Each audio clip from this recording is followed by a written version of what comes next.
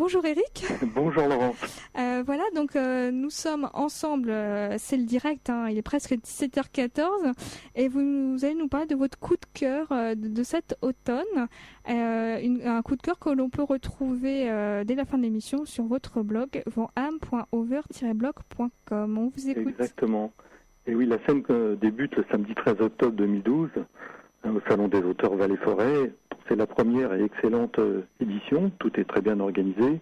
La communauté de communes s'est donné les moyens de son ambition, un accueil charmant, café, sourire, badge d'auteur, programme édité, plan du salon, parfait, discours des élus, remerciements des chevilles ouvrières du projet, des sponsors, voilà. Tout irait pour le mieux si au dehors la pluie ne tombait pas aussi drue, dense, violente même, avec les gifles des bourrasques de vent. L'impression de regarder impuissant le lavage automatique de sa voiture depuis l'habitacle, un essorage en bonne et due forme. Qui supporterait ça, en pleine face, sans la protection de la carrosserie? Pratiquement personne. Les rares et téméraires visiteurs sont presque tous des proches des auteurs. Ils leur donnent des petits messages de sympathie. Mais oui, tu vas voir, ça va bien se passer, les gens vont venir. Les organisateurs considèrent eux l'extérieur avec une angoisse palpable à 100 mètres à la ronde. Ennui, spleen. Je me lance dans l'écriture d'un poème, un refuge évident, mais patatras, rien ne vient. Le rimailleur dans toute sa splendeur, presque une parodie. Je jette un coup d'œil à ma droite, vers ma voisine. Elle s'appelle Katie Stewart, porte un couvre-chef original, vraiment original, et elle dégage un je ne sais quoi qui attire l'attention. Katie Stewart, je me répète mentalement son nom. Nous avons échangé quelques mots tout à l'heure en nous installant, mais je n'ai pas remarqué la plus petite pointe d'accent anglo-saxon. Katie Stewart, un pseudo, non. Posé devant elle, un ouvrage en exergue, paru, si j'ai bien compris, quelques jours auparavant. Je lui demande « Puis-je jeter un coup d'œil ?» « Bien entendu, me répond-elle, en me le tendant aussitôt. Par réflexe, je prends la direction de la 4e de couverture. Pas un mot sur l'auteur, ni la moindre photo. Quelques lignes égarées au milieu d'un océan gris. Pas très vendeur, me dis-je. Je lis mentalement le texte. On affirme que les différences ethniques n'existent pas du point de vue des enfants. Ils naîtraient vierges de préjugés. Tout leur serait autre, et ils découvriraient, avec une curiosité angélique, le monde que nous voulons bien leur offrir. Je refuse de croire qu'ils ne voient pas les couleurs de peau. Noir. Le sujet est éminemment dramatique, bien sûr, mais il est surtout révoltant, la négation même de ce qui est supposé faire de nous ce que nous sommes, des hommes. Ainsi donc, me dis-je, le livre de Katie serait une énième variation sur le thème de l'incarnation. Bon, ok, j'ai déjà lu des poèmes de Léopold Sédar Senghor et d'Aimé Césaire, des romans de Patrick Chamoiseau, ou bien ceux de Gaston Kellman. Je me dis cependant qu'il pourrait être intéressant de connaître le point de vue d'une femme qui a vécu cela de l'intérieur. J'ai tant à apprendre, loin de ce que certains livres d'histoire partisans ont tenté de nous graver dans la tête. Direction le premier chapitre. Noir. C'est ainsi qu'il s'intitule. En face, une photographie en noir et blanc attire le regard. On dirait un gros plan d'une peau noire. Je retourne au texte en vis-à-vis. Les premières phrases sont celles de la 4e de couverture. Je pousse un peu plus loin pour reprendre la lecture, là où elle s'était arrêtée. Je repense parfois à cette histoire qu'on m'a rapportée, celle d'un enfant à la peau blanche qui fait remarquer à sa mère la dame en chocolat qui passe à côté d'eux. Combien d'autres, moins drôles, se sont demandé à voix haute si ces gens n'étaient pas sales. Pour eux aussi, la différence existe. Ce qui distingue en la matière les plus jeunes des adultes, c'est l'absence de ces barrières rigides qui nous rassurent en classant, pour nous, d'un côté l'aimable, de l'autre l'inacceptable. Je garde un souvenir douloureux des circonstances qui m'ont fait découvrir ma carnation. Avant ce jour mémorable, la question m'importait peu.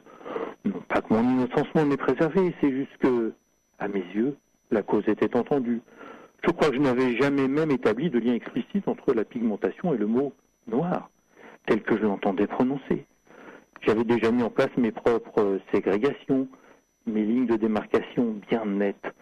D'un côté, il y avait les noirs, et de l'autre, les gens comme tout le monde.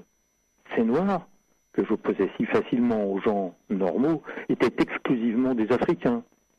Et le mot africain recouvre une image entièrement façonnée par les médias.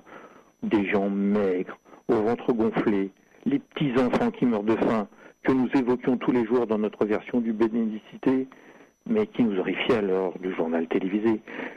Les Africains étaient aussi ces hommes et ces femmes, primitifs, bariolés, scarifiés, dont le nez ou les lèvres étaient transpercés par des os gigantesques, ou encore ces gens qu'on nous peignait cruels et illogiques, affamés mais perpétuellement engagés dans d'irrationnelles guerres ethniques, eux faisaient partie des Noirs. Je stoppe là ma lecture, tout cela est parfaitement bien écrit, oui, mais je crois que je vais m'en tenir à cette entrée en matière. À côté de moi, Katie discute aimablement avec un collègue venu pour l'occasion. J'en profite pour remettre le livre à sa place, en toute discrétion bien sûr. Je suis seul toujours et je m'ennuie franchement, en voyant quelques textos assez pathétiques, il est vrai, à ma famille, à mes amis. Ici, là, au salon, ce matin-là, à cause de la pluie, je n'ai personne à qui parler de ma passion mauditant de chien. Vraiment désespoir, insidieux, cruel. Au-delà de mes dédicaces, la scène est protégée par un lourd rideau. Là, chaque auteur dispose de quelques minutes pour faire la lecture d'un texte choisi par lui et répondre aux éventuelles questions des spectateurs. Moi, je n'ai encore rien décidé. Que choisir? Un poème ou deux, le premier paragraphe d'un roman, l'introduction d'une nouvelle. Je tourne la tête vers Katie qui a terminé sa conversation. J'ai consulté le programme. Elle passera sur scène avant moi, alors je l'interroge. Tu sais ce que tu vas lire?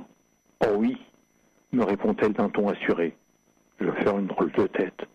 Elle saisit son livre et me propose de m'en faire la lecture. Elle se rapproche de moi et me raconte. Lorsque nous partîmes nous installer chez ma grand-mère, je n'avais qu'une chose à moi, une poule rousse. Elle restait le seul lien avec ma vie d'avant, un cadeau d'une vieille femme à qui j'avais parfois tenu compagnie. J'étais fier de ma poule et j'y étais attaché. Ma grand-mère me proposa, très aimablement, d'installer mon animal avec ces quelques poulets de Madagascar. J'acceptais sans méfiance. Ma roussette me semblait infiniment plus belle que les volatiles au coude déplumé de mon aïeul. Je parlais constamment de ma poule et j'allais la visiter tous les jours dans sa cabane grillagée. Un jour que nous étions à table, avec des amis de ma grand-mère, invités pour une occasion plus ou moins solennelle, ma grand-mère se leva pour parler.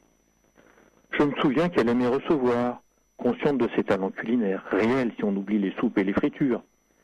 Elle n'attendait jamais les compliments, préférant les devancer, voire les susciter. C'est bon, hein?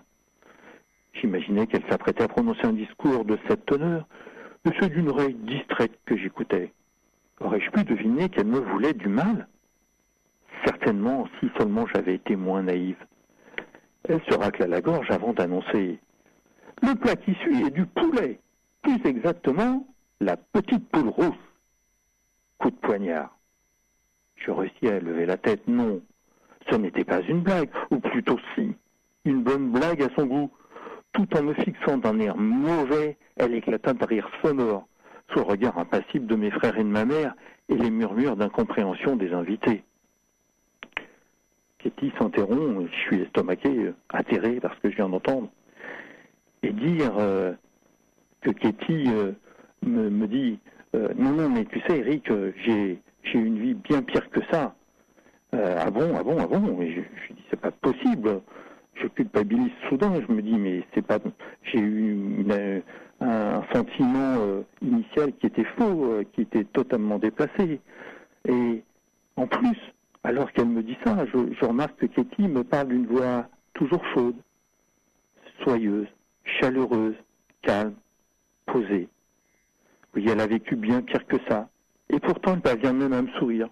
Je culpabilise franchement d'avoir un jugement aussi hâtif, d'autant plus partial qu'elle vient aussi de me révéler que contrairement à ce que j'avais encore cru, Katie Stewart est bel et bien son nom, et ce n'est pas un pseudo. Rarement, je dois le dire, je me suis senti aussi stupide, victime de ces préjugés que je dénonce pourtant invariablement.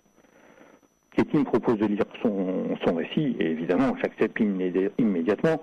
Quelques jours plus tard, je reçois un paquet des éditions RI, et alors que je lis la passionnante biographie de Steve Jobs, je décide d'ouvrir une parenthèse, et cette parenthèse, figurez-vous, ne se refermera que 193 pages plus tard, pas avant. Non, il faut le dire définitivement, ce livre est vraiment tout, sauf une énième version sur le thème de l'incarnation. Il est certes question de noir, de blanc, de noir et de blanc, Mais l'objet est ici éminemment plus complexe, hors de tout manichéisme à la petite semaine. Katie Stewart joue carte sur table, expose toutes les pièces sur l'échiquier, chaque protagoniste de son enfance et de son adolescence révèle au fil des pages toutes ses blessures, ses failles, ses béances, mais sans jamais tomber dans la facilité du pathos, sans jamais s'aventurer sur le terrain de l'émotion sciemment provoquée. Non, non. Ici, tout est vrai, présenté sans phare, sans distorsion de la réalité. Il faut voir sans conteste dans le récit de Katie une ébauche de psychanalyse où la parole prononcée n'est pas confinée au cabinet d'un thérapeute, mais est volontairement couchée sur le papier, noir sur blanc. À travers ses souvenirs, Katie dévoile davantage qu'elle ne montre, suggère avec pudeur, évite au lecteur de se transformer en voyeur. Et c'est tant mieux. Son écriture est la parfaite transcription de sa voix, sans la moindre intrusion de violence. Et pourtant, des violences physiques et morales, elle en a subi. Les traumatismes sont certes là, toujours présents, mais Katie a su trouver dans la lecture, l'écriture, et plus largement dans toutes les autres disciplines, des champs d'exploration pour l'emmener loin, très loin, de cette ascendance qui lui fut si néfaste. Katie Stewart possède un indiscutable talent de narratrice, mais est avant tout une magnifique personne que j'ai commencé à découvrir par une pluvieuse journée d'automne. Alors n'hésitez pas un seul instant, lisez son récit et, comme moi, vous en sortirez transformé. Merci à toi, Katie. Ah oui, c'est un très très bel ouvrage que vous nous avez proposé à découvrir en ces journées assez maussades, non Eric? Ah oui, comme tout le monde, je maudis ce temps gris où il pleut, où on est pénétré jusqu'aux os, où on a du mal finalement à être optimiste, mais bon, figurez-vous que je voulais en profiter justement parce que quand il fait gris comme ça, je me raccroche au soleil. Alors évidemment, oui. il y a le soleil et les soleils, et le soleil des femmes. Bien évidemment, les trois plus importants sont les trois femmes de ma vie que vous connaissez, celles qui font que je suis l'homme que je suis et sans qui je n'existerais pas. Et je les embrasse, je les aime très fort. Et je voudrais aussi adresser aujourd'hui un amical soutien, un salut à mon amie Eliane qui est une amoureuse des belles lettres, et plus particulièrement celle des auteurs italiens, qu'elle me fait souvent découvrir. Et parmi ces auteurs italiens, il y a Milena Agius, qui a la bonne idée d'être sarde, tout comme Eliane, et qui, tout comme elle aussi, nous amène plein de soleil de Sardaigne. Je t'embrasse aussi bien fort, Eliane. Eh bien, merci Eric.